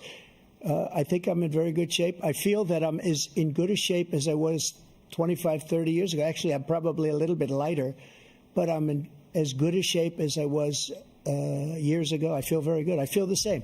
But I was willing to take a cognitive test. And you know what? If I didn't do well, I aced him. Dr. Ronnie Jackson, who's a great guy when he was White House doctor. And then I took another one, a similar one. And one of them said they'd never seen anybody ace him. Thank you. Também não tem como confirmar o que o Trump fala, né? Eu fui muito bem, o médico tal, sei lá quem ele falou. Nunca vi alguém tirar uma nota tão boa que nem a minha. Well, anyway, just take a look at what he says he is, and take a look at what he is. Look, I'd be happy to have a driving. Não tem como confirmar nada que essa galera fala, né? Foda. Ó, os caras falando de teste cognitivo, é o ponto que nós chegamos. But by the way, I told you before, I'm happy to play golf if you carry your own bag. Think you can do it? That's the biggest lie. He's a 6 handicap of all. I was an 8 handicap. Yeah. 8. But I have, you know how many? I've seen you swing. I know you swing. Let's not act like children. President Trump, we're going to turn Let's not act like children. to a specific concern that voters have about you. Will you pledge tonight that once all legal challenges have been exhausted, that you will accept the results of this election, regardless of who wins, and you will say right now that political violence in any form is unacceptable? Well, I shouldn't have to say that, but of course I believe that. It's totally unacceptable. And if you would see my statements that I made on Twitter at the time, and also my statement that I made in the Rose Garden, you would say it's one of the strongest statements you've ever seen. In addition to the speech I made in front of, I believe, the largest crowd I've ever spoken to, and I will tell you, nobody ever talks about that. They talk about a relatively small number of people that went to the Capitol, and in many cases were ushered in by the police. And as Nancy Pelosi said, it was her responsibility, not mine. She said that loud and clear. But the answer is, if the election is fair, free, and I want that more than anybody. And I'll tell you something. I wish he was a great president, because I wouldn't be here right now. I'd be at one of my many places enjoying myself. I wouldn't be under indictment because I wouldn't have been his political opponent, because he indicted me because I was his opponent. I wish he was a great president. I would rather have that. I wouldn't be here. I don't mind being here. But the only reason I'm here is he's so bad as a president that I'm going to make America great again. We're going to make America great again. We're a failing nation right now. We're a seriously failing nation. And we're a failing nation because of him. His policies are so bad. His military policies are insane. They're insane. These are wars that will never end with him. He will drive us into World War III, and we're closer to World War III than anybody can imagine. We are very, very close to World War III, and he's driving us there. And Kim Jong-un and President Xi of China, Kim Jong-un of North Korea, all of these, Putin, they don't respect him. They don't fear him. They have nothing going with this gentleman, and he's going to drive us into World War III. You want a World War III, let him follow and win, and let Putin say, do what you want, NATO. Just do what you want. There's a thing called Article 5. An attack on one is an attack on all, and required response. The idea, I can't think of a single major leader in the world who wouldn't trade places with the job I've done and what they've done. Because we are a powerful nation. We have wonderful people. It's because of the people, not me. It's because of the American people. They're capable of anything, and they step up when they're needed. And right now, we're needed. We're needed to protect the world because our own safety is at stake. And again, acho que tá acabando agora. War, just let Putin go ahead and take Kyiv, make sure they move on, see what happens in Poland, Hungary, and other places along that border. Then you have a war. President Trump, as I come back to you for a follow-up, the question was, will you accept the results of this election, regardless of who wins? Just to finish what he said, if I might, Russia, they took a lot of land from Bush. They took a lot of land from Obama and Biden. They took no land, nothing from Trump, nothing. He knew not to do it. He's not going to play games with me. He knew that. I got along with him very well, but he knew not to play games. He took nothing from me. But now he's going to take the whole thing from this man right here. That's a war that should have never started. It would have never started ever with me. And he's going to take Ukraine.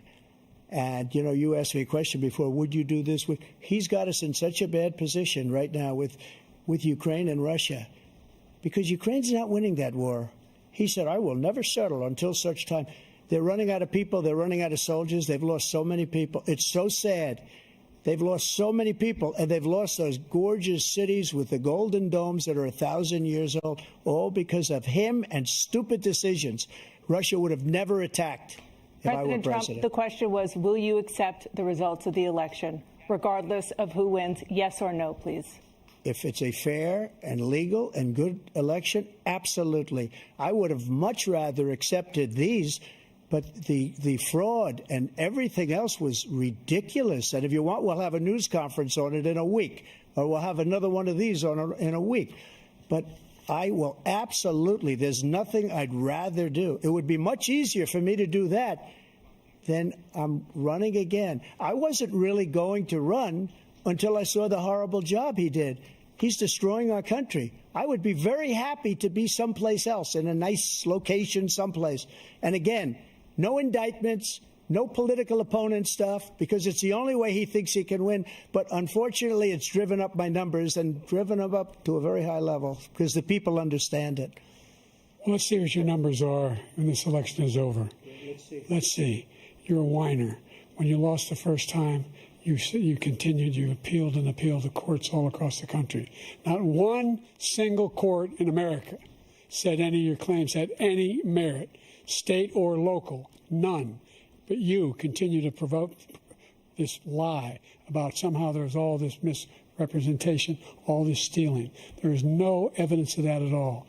And I tell you what, I doubt whether you'll accept it because you're such a whiner. The idea, if you lose again, you accepting anything, you can't stand the loss. Something snapped in you when you lost the last time. We'll be right back with more from the CNN presidential debate, live from Georgia. Eu achava que não tinha mais, mas pelo visto tem mais um pouquinho daqui a pouco. A pergunta final aqui foi sobre aceitar o resultado da eleição. Na resposta do Trump, ele disse que se ela for de fato, se não tiver fraude, né, fraud, se não for fraudada ou coisa do gênero, sim, com certeza ele aceitaria. E ele nem queria estar aqui, né, ele não tem problema de estar aqui, mas ele nem queria estar aqui se o Biden tivesse feito um bom trabalho, mas ele não fez.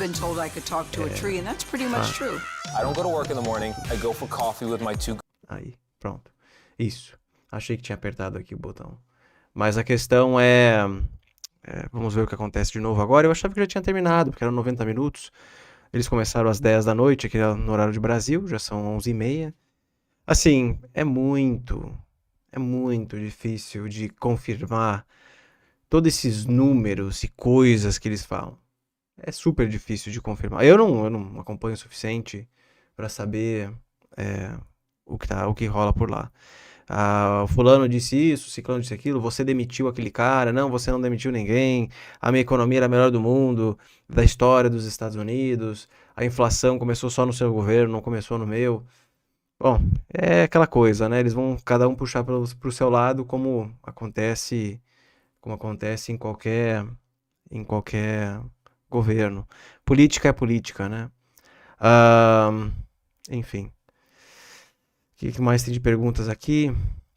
Trump já ganhou, sem dúvida. É assim, o que eu vi aqui das notícias e também de notificações de redes sociais é que o pessoal criticou muito o Biden, porque claramente você encontra uma diferença grande no comportamento de cada um deles, na fala, na forma de se expressar. O Trump, ele é muito mais claro, direto ao ponto, e ele nem para pensar. Ele fala. O Biden já dá umas travadas, né? Eu vi vocês falando aqui sobre number one, number two, eu nem cheguei a prestar atenção nisso. Depois eu vou ver se o que acontece. Mas é como se ele repetisse... tem 3 coisas que eu quero falar. Número 1, número 2 e número 2. É isso? Eu não cheguei a notar isso aí. Mas, pelo visto, ele fica assim... ele tá mais tentando se concentrar no conteúdo em si do que, né, nesses detalhes. Mas eu vou prestar atenção nisso quando eles voltarem. Tá? Então, o que eu tenho visto aqui de notificações... questão o Biden tá muito velho. Então, o Trump era levemente mais novo que o Biden, mas a diferença entre os dois é muito grande. E vamos ver se o Biden consegue sair do palco, né? Ele entrou. Será que ele consegue sair? Então é isso. Tá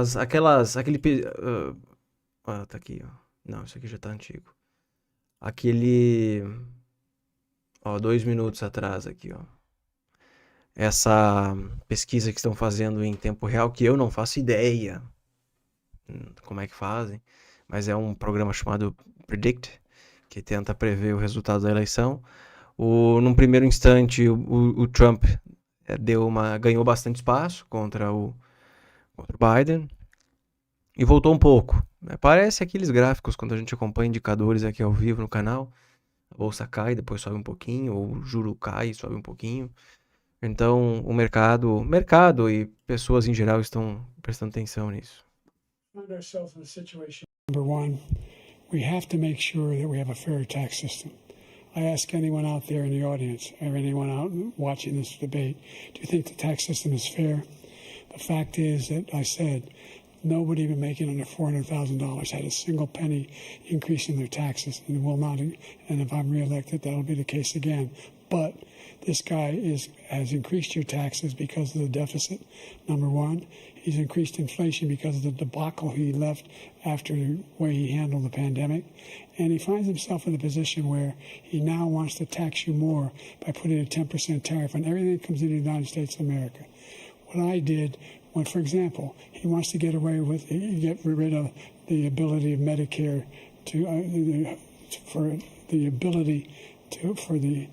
us to be able to negotiate drug prices with the big pharma companies.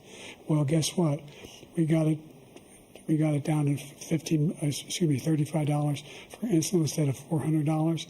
No more than $2,000 for every senior, no matter how much prescription they need. You know what that did? That reduced the federal debt by $160 billion over 10 years because the government doesn't have to pay the exorbitant prices. I'm going to make that available to every senior all along. It's happening now, and everybody in America. He wants to get rid of that.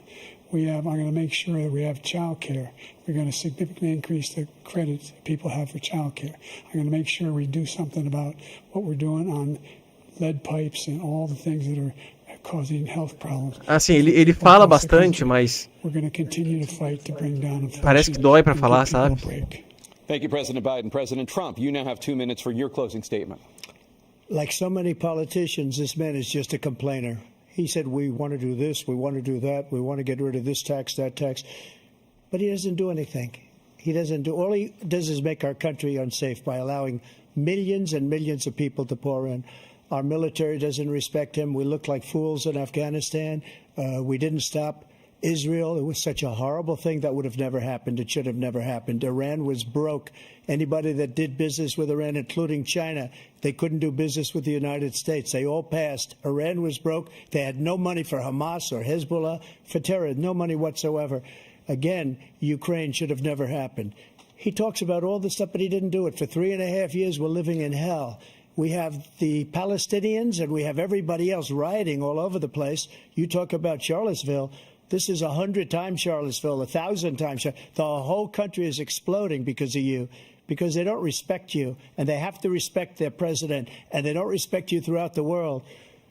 What we did was incredible. We rebuilt the military. We got the largest tax cut in history, the largest regulation cut in history. The reason he's got jobs is because I cut the regulations that gave jobs, but he's putting a lot of those regulations back on.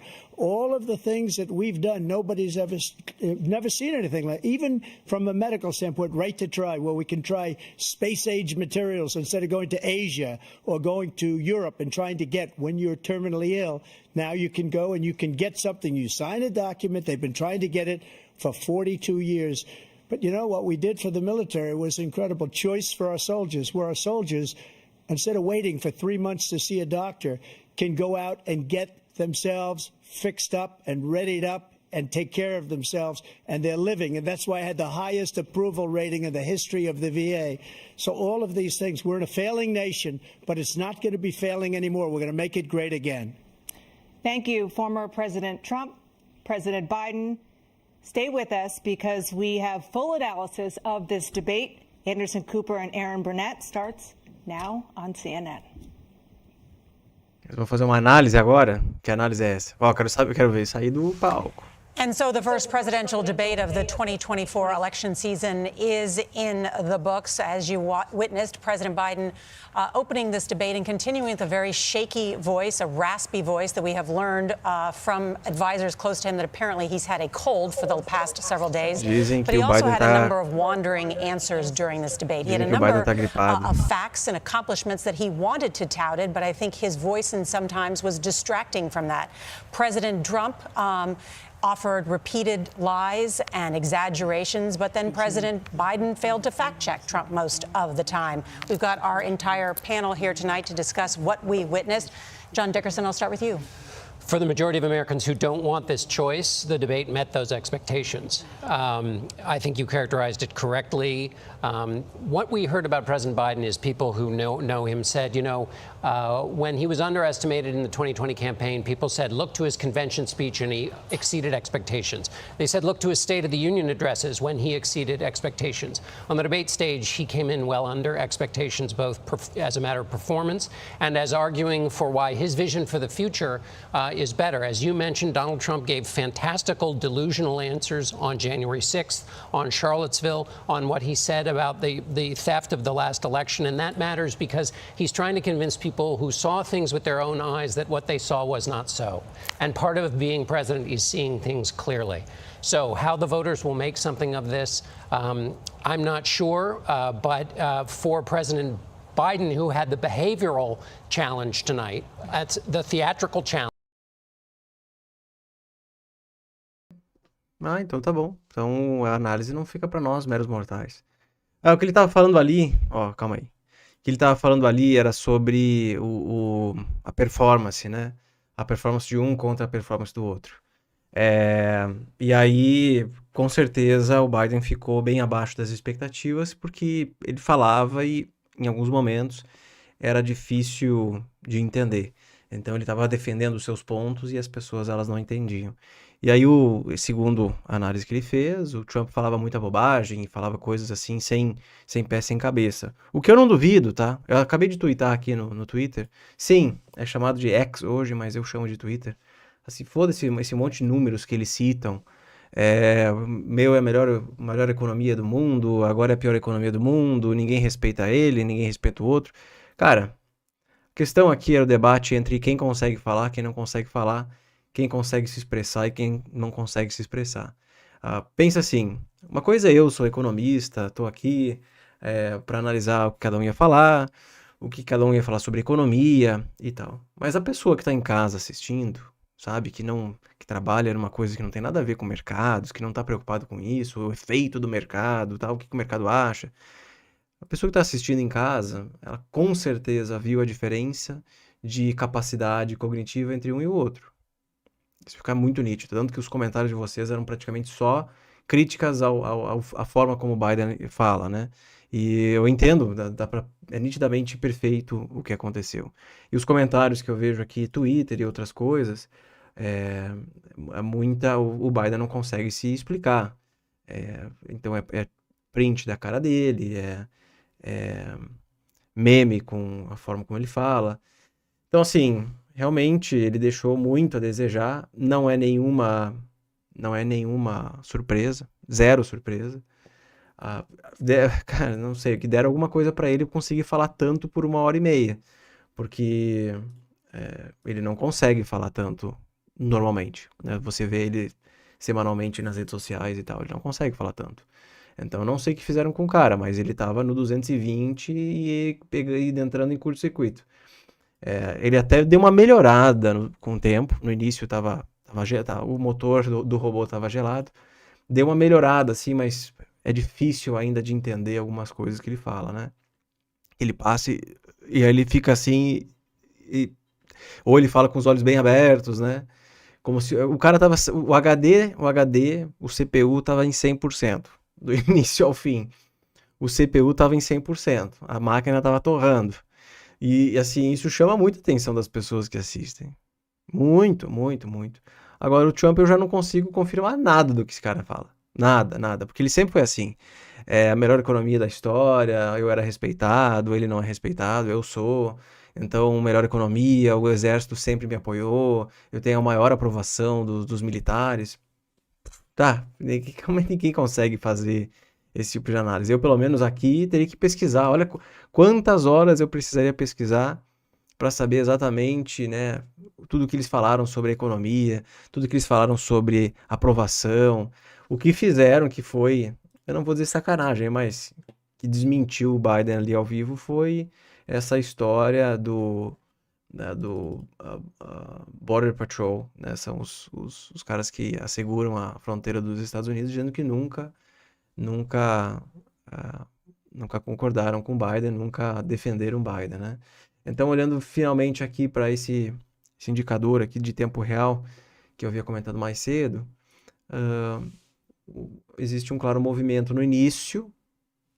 Começou que é 10 no Brasil, é 9 nos Estados Unidos aqui, né?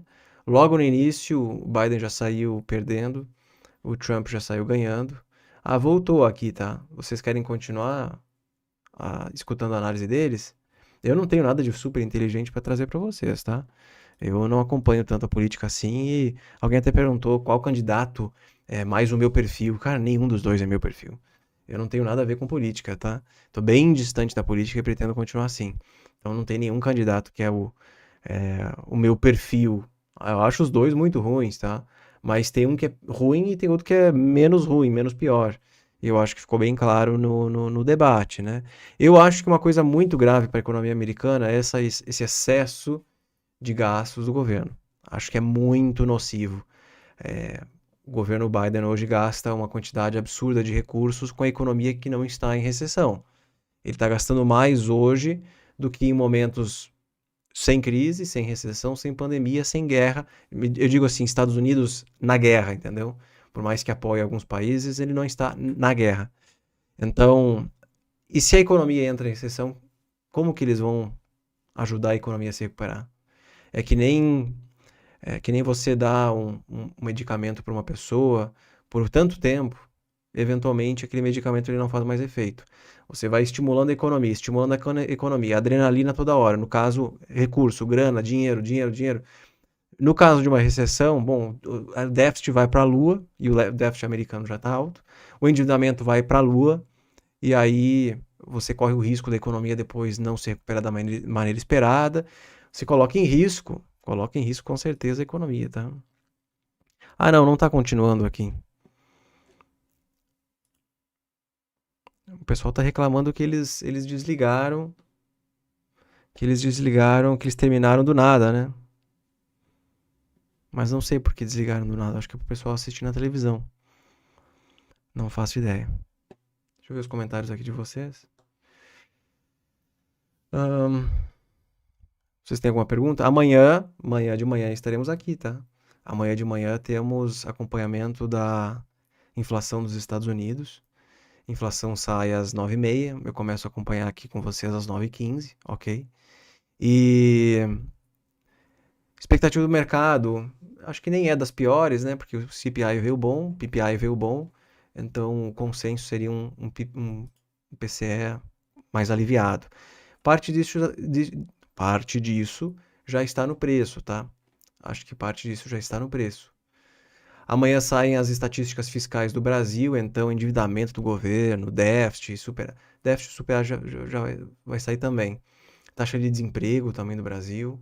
Provavelmente vou fazer alguma postagem para falar sobre a dívida do governo brasileiro, que deve continuar aumentando. A dívida do governo brasileiro está crescendo a 0,9% ao mês.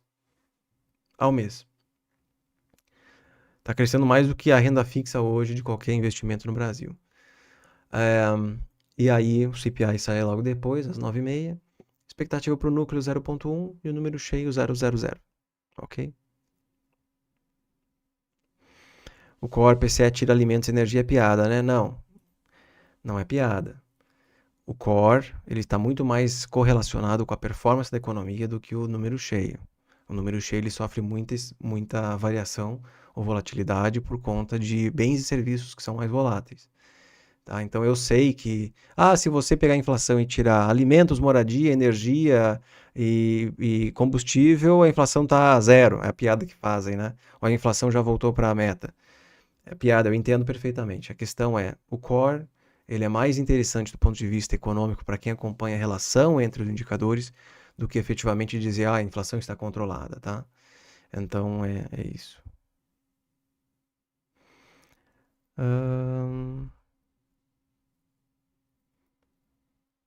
A juros subindo, então, Igor, já não vai cair não. Eu não acho que vai subir, mas dificilmente ele vai cair mais do que está hoje.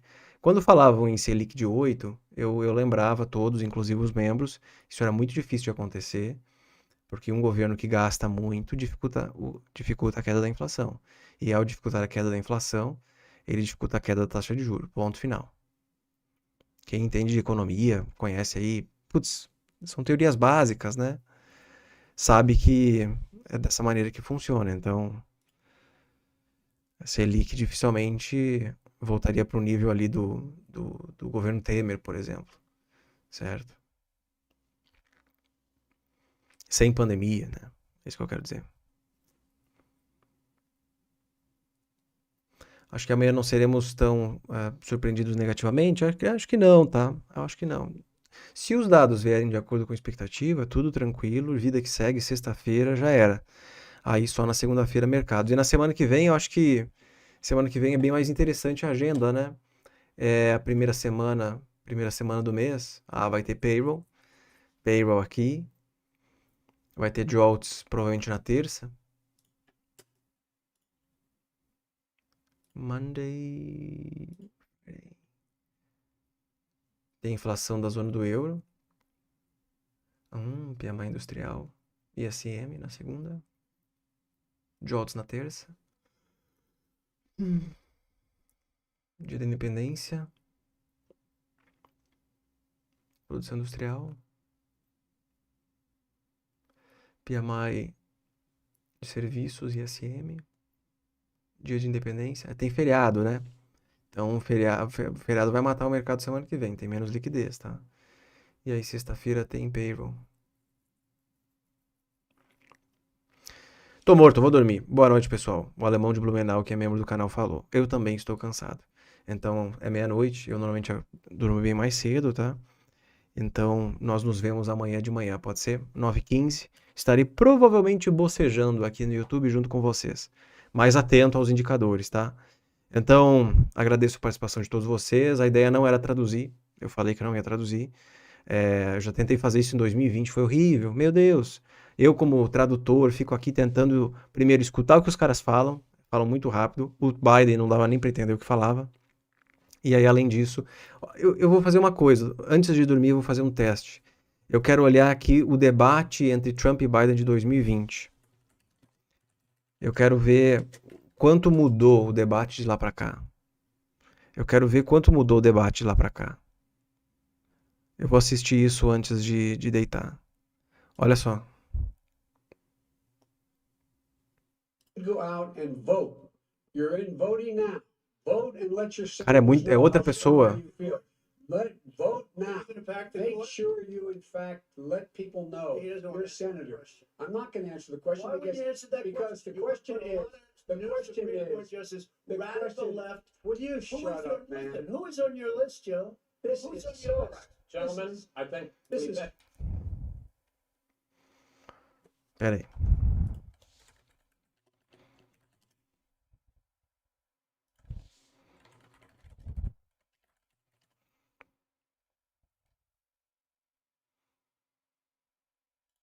former U.S. presidents as their party's presumptive nominee. Now the Não tem como não encontrar uma diferença aqui, cara. Tipo, não tem como não encontrar diferença aqui. Deixa eu ver se eu consigo mexer aqui pra mostrar pra vocês. Com a tela aqui é um pouquinho mais difícil. Mas não tem como não encontrar uma diferença. Tipo, o cara tá branco e... Deixa eu ver se eu consigo encontrar aqui. Uma aqui só ele aparece. Sai isso aqui daqui. Ó.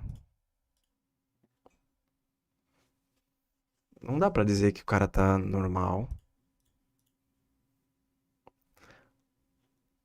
Tipo, há 3, 4 anos atrás era um pouquinho mais... Tipo, era mais natural, né? Aqui tá com dor pra falar. Tá difícil de falar.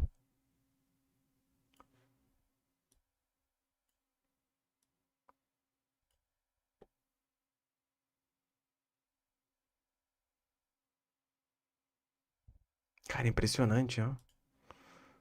Ele piscava. Vamos olhar a piscada dele. Ó. Nossa.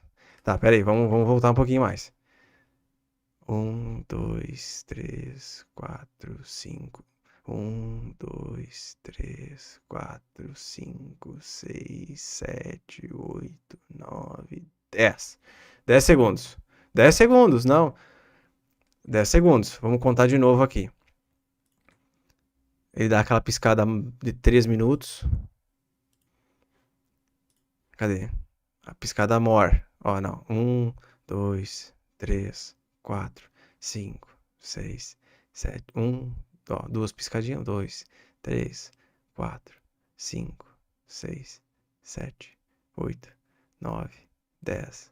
1, 2, 3, 4, 5, 6, 7, 8, 9, 10. 10! Ó. 1, 2, 1.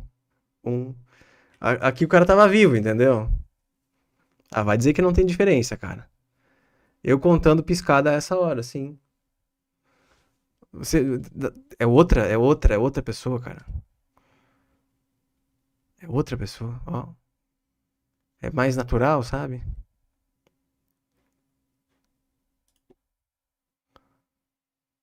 Aqui o cara, o GPU, CPU, sei lá o que é, 1000%. Esse do number one, eu não notei. No finalzinho ele fala isso, né? Vocês falaram. Aqui eu tava voltando. It is now time for the candidates to deliver their closing statements as predetermined by a coin toss. We're going to begin with you, President Biden. You have 2 minutes. we've made significant progress from the debacle that was left by President Trump in his last term. We find ourselves in a situation where, number one, we have to make sure that we have a fair tax system. I ask anyone out there in the audience or anyone out watching this debate, do you think the tax system is fair?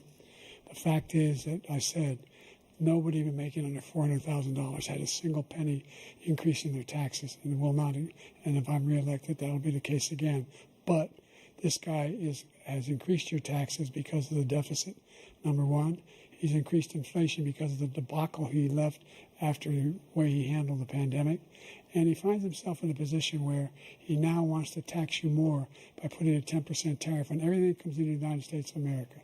What I did, when, for example, he wants to get rid of the ability of Medicare for the ability.